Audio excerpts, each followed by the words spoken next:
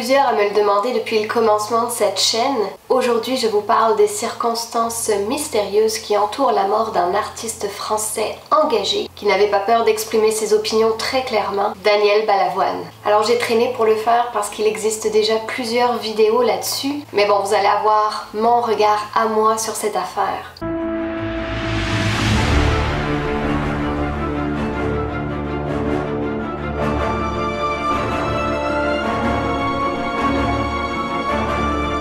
Et j'emmerde tous les pouvoirs, d'où qu'ils soient, quelles que soient leurs idéologies. Il y a 33 ans maintenant, le 14 janvier 1986, selon la version officielle, le chanteur français Daniel Balavoine disparaissait dans un accident d'hélicoptère pendant le rallye Paris-Dakar près de Gourma-Raous, au Mali. Vous l'avez compris, ils étaient plusieurs dans cet hélicoptère. Avec Daniel, il y avait Thierry Sabine, le créateur du Paris-Dakar, le pilote François-Xavier Bagnoud, une jeune journaliste Nathalie Audin et le technicien radio de RTL Jean-Paul Le Fur. Balavoine avait seulement 33 ans et cette année-là, il n'était pas présent pour participer à la course du Paris-Dakar, mais pour une action humanitaire, donc c'est encore plus frustrant je trouve. Daniel était l'un des premiers artistes français à s'engager de cette façon dans les causes humanitaires. Il utilisait l'argent qu'il faisait grâce à son métier pour ça. Il a mis en place des réseaux d'aide en Afrique qui servent encore aujourd'hui. Et cette année-là, en 86, il était l'ambassadeur des Paris du Cœur pour aller installer dans les villages africains des pompes à eau.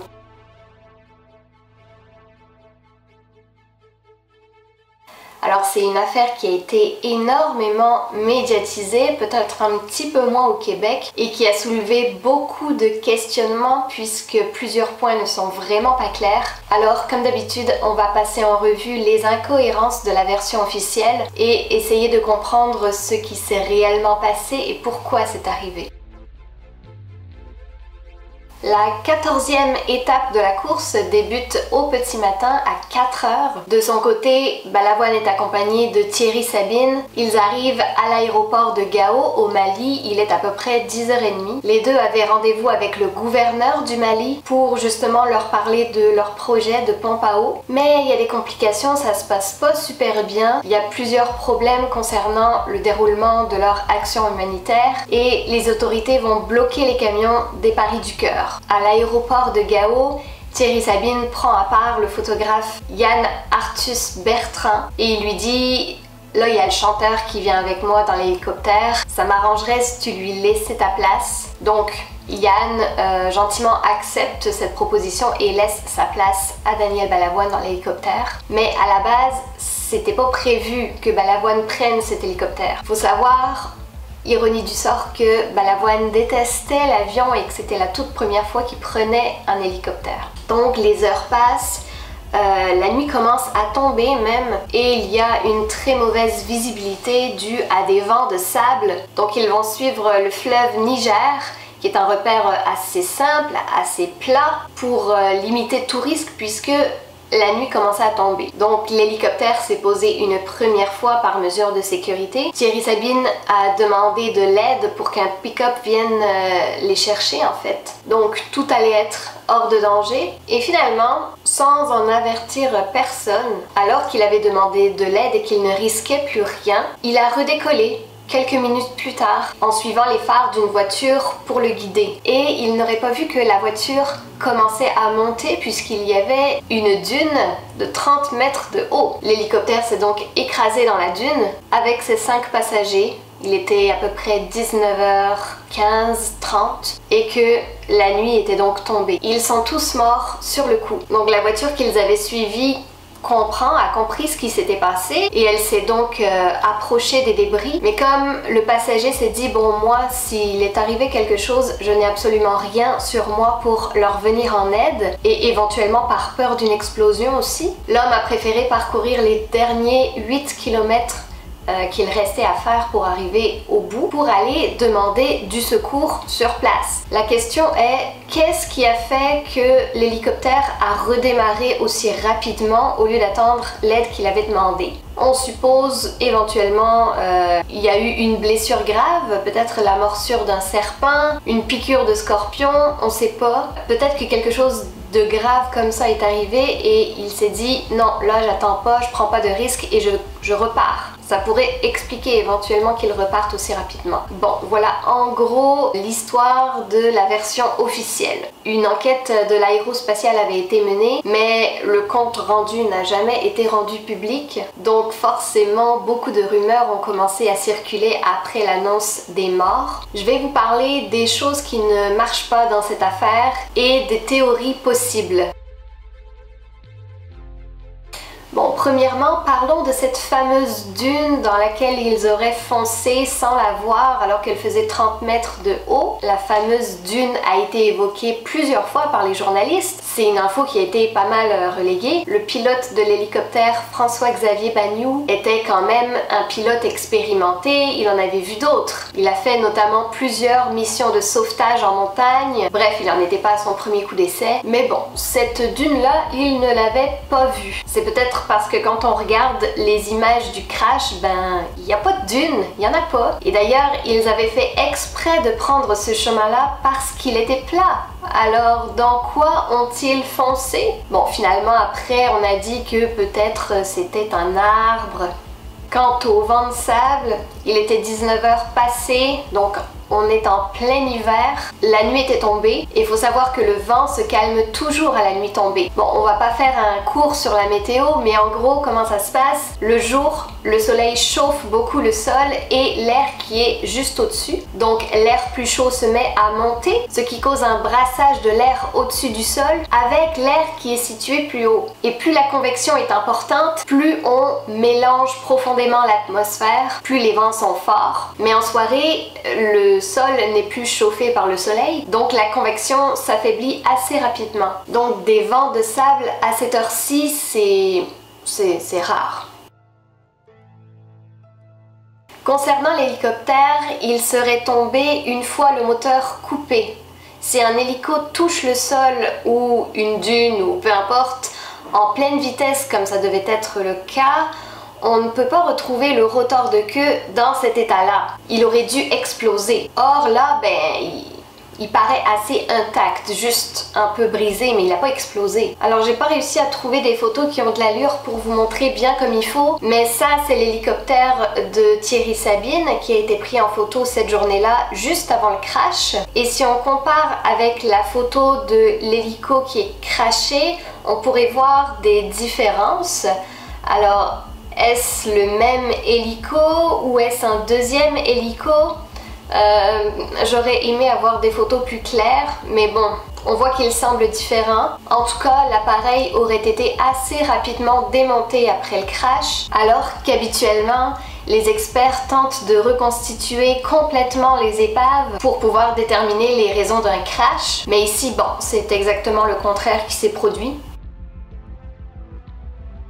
La mère de François-Xavier Bagnoud, le pilote de l'hélico, une femme très généreuse et impliquée, qui était d'ailleurs une riche héritière et une productrice de cinéma avant la mort de son fils. Elle a tout revendu ses biens, elle a quitté le monde du cinéma après la mort de son fils et elle a donné presque tout ce qu'elle avait, on parle de plusieurs millions de francs à l'époque, pour créer l'association François-Xavier Bagnoud. Et elle et son ex-mari de l'époque ont voulu enquêter eux aussi sur cette affaire-là pour tenter de trouver d'autres réponses. Il parle notamment de la voiture qui avait été témoin de l'accident et qui a décidé quand même de poursuivre la route pour arriver jusqu'à la fin de la course sans leur venir en aide parce que 20 minutes après, le conducteur arrivait à Gourma House, donc il aurait pu tout de suite aller avertir les secours, mais non, il a juste attendu 3 heures pour le faire. Et ça, c'est une information qu'Albina n'a donnée qu'en 2011, soit pour les 25 ans de la mort de son fils. Il y a peut-être d'autres informations qu'elle sait depuis le début et qu'elle n'a jamais dit, et elle a déjà 77 ans. Même si personnellement, je crois au message reçu de l'au-delà. Je pose cette théorie en dernier parce que je sais qu'elle ne sera pas acceptée par la plupart des gens et je le comprends complètement. C'est très compréhensible, chacun ses croyances. Mais comme j'ai été spammée pendant mes recherches de tous bords, tous côtés par rapport au livre en question, je ne pouvais pas ne pas vous en parler. Jean Pernin, qui a écrit le livre Daniel Balavoine, Un meurtre déguisé, est un homme qui, à la base, croyait complètement à la thèse officielle, celle de l'accident du 14, ou en tout cas d'après ce qu'il dit. Alors lui, il dit avoir reçu des messages de l'au-delà via son fils qui est décédé en 95 et qui aurait été en contact avec Daniel Balavoine. En tout cas, l'esprit de Daniel Balavoine. Et là, j'étais comme, comment je place ça dans ma vidéo? Donc, après avoir commencé à recevoir les premiers messages de l'au-delà concernant l'affaire Daniel Balavoine, Jean Pernin a voulu savoir si tous ces messages semblaient être vrais ou pas. Alors il a mené sa propre enquête et il a eu des preuves, celles dont il avait besoin pour croire à ces fameux messages. Et dans son livre, il explique que la version officielle a été complètement mise en scène. La veille au soir, donc le 13 janvier 86, Balavoine dîne avec une quinzaine de personnes, des journalistes, des gens qu'il connaissait, Thierry Sabine, etc., à l'hôtel Gawai à Niamey, au Niger. Je vous laisse un extrait d'une entrevue qu'il a donnée et qui est disponible en 3 parties sur YouTube. Je vous mettrai les liens en barre d'infos. Si vraiment l'affaire vous intéresse, allez les écouter même si les vidéos sont longues parce que c'est intriguant. Alors, qu'est-ce qui s'est passé à l'hôtel Gawai? Alors, de ce qu'on en sait, de façon officielle, et de ce qu'on en sait par l'au-delà, qui nous donne des informations par rapport à ce qui s'est passé dans la nuit. Alors, l'hôtel Gawai. Donc l'hôtel Gawai, journée de repos. J'ai reçu un message sur cette soirée du 13 et surtout ce qui s'est passé après. Un message me dit vers 22 h cette équipée s'en va, hein, tout le monde va rentrer, etc. Parce que le lendemain, c'est 4 h le départ de la course. Hein. Ce qu'il faut savoir, c'est que Thierry Sabine, et ça, je le sais d'un gars du Dakar, qu'en fait, Thierry Sabine a fait le briefing l'après-midi à l'hôtel Gawai. Voulant dire par là que le lendemain, il n'était pas au départ. Alors 22 h tout le monde s'en va. En effet, 22 h tout le monde s'en va. On a confirmation que ça s'est bien terminé à 22 h par des témoins. Donc c'est intéressant parce que moi, les messages de l'au-delà, je les aime bien, mais j'aime bien quand j'ai des confirmations. Je suis cartésien, les pieds sur terre. Thierry Sabine était venu avec son hélicoptère. J'ai eu M. Jean-Marie Da Silva au téléphone, un employé de l'hôtel, qui m'a dit oui, il est venu avec son petit hélicoptère qu'il a posé sur le parking. On se demandait même comment il allait poser son hélicoptère sur le parking de l'hôtel. Daniel Balavoine devait dormir dans une chambre de l'hôtel Gawai avec quelqu'un. Il nous dit qu'il est venu à 22 h prendre son sac et il a dit je dors pas là. Je dors pas là. Il est parti. Voilà. Et il est parti. Et le lendemain, ce monsieur apprenait au bar de l'hôtel en prenant son petit déjeuner qu'il était mort dans la nuit. Voilà, c'est pas évident hein, de témoigner, il veut pas s'exposer. Il y a des gens qui ont peur, faut quand même le savoir. Voilà, donc ça, alors on voit très bien la traversée de Niamey et on voit très bien ce qu'on appelle les biais. C'est-à-dire le Niger forme des canaux parallèles navigables. D'accord. Alors, quand je téléphone à l'hôtel Gawai, très intéressant, je tombe sur une dame. Je lui dis, est-ce que vous vous souvenez de cette soirée au cours de laquelle Thierry Sabine est venu avec son hélicoptère? Oui, mais je m'en souviens très bien de cette soirée, qu'il est venu, etc. Elle me dit, c'est pas à la suite de ça que Thierry est décédé au biais? Et je lui dis oui, sans savoir. Je lui dis oui, sans savoir. Et en fait, après, je dis, mais qu'est-ce qu'elle me dit?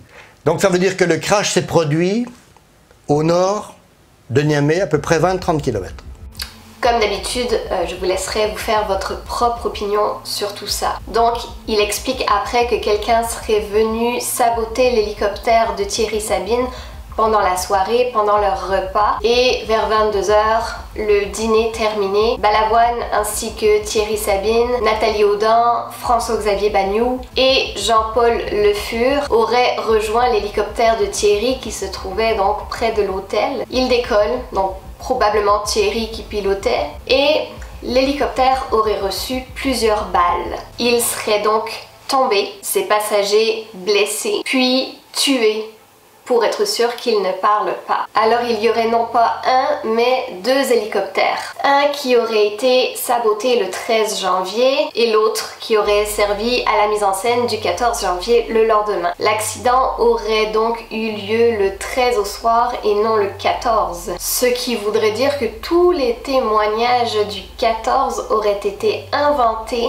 Ça fait beaucoup de monde, on est d'accord, hein? Ça serait vraiment très gros. Une chose, c'est que si on voulait les abattre ou si on voulait abattre l'un d'entre eux, on pourrait se demander pourquoi avoir orchestré toute une histoire pour expliquer au monde que ça a bel et bien eu lieu le 14, alors qu'ils auraient pu tout simplement inventer toute une histoire autour de la date du 13. Me semble que ça aurait été bien moins de troubles, à moins effectivement que l'avion du 13 était vraiment criblé de balles et que là ça aurait été difficile à expliquer. Mais c'est une histoire de dingue. Et Thierry Sabine qui fait son testament à peine un mois avant son départ pour le rallye Paris-Dakar, alors qu'il n'avait que 36 ans, même son père n'a pas compris.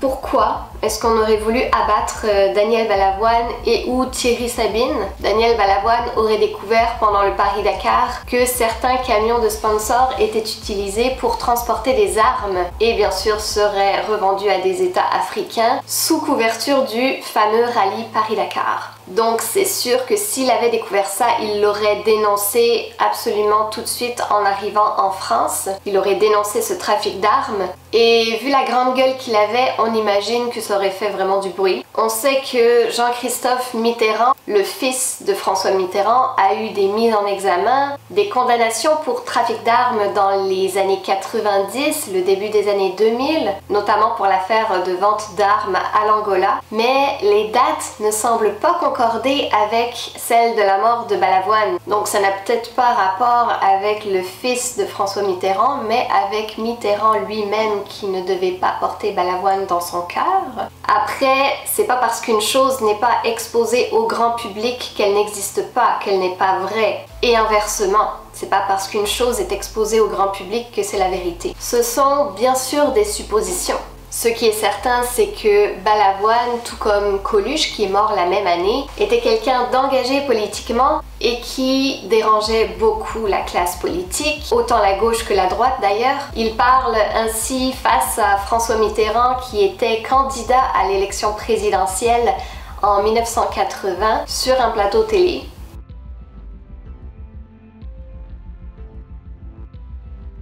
Il avait tout compris.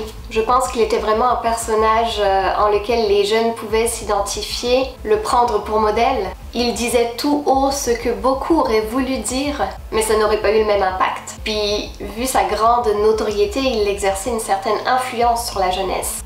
Admettons qu'il soit vraiment mort dans cet accident le 14 janvier. Pourquoi autant d'incohérences? Cette vidéo m'a donné beaucoup de fil à retordre parce que tout n'est que supposition. Chacun a ses convictions, il n'y a pas vraiment de preuves. Ben il y en a, mais bon. Il y a surtout des choses qui ne marchent pas. Et il y a encore plusieurs incohérences avec la version officielle dont je n'ai pas parlé, mais je sais que ceux qui connaissent bien l'histoire vont en parler dans les commentaires. Est-ce que le paranormal peut être pris en compte dans l'épreuve?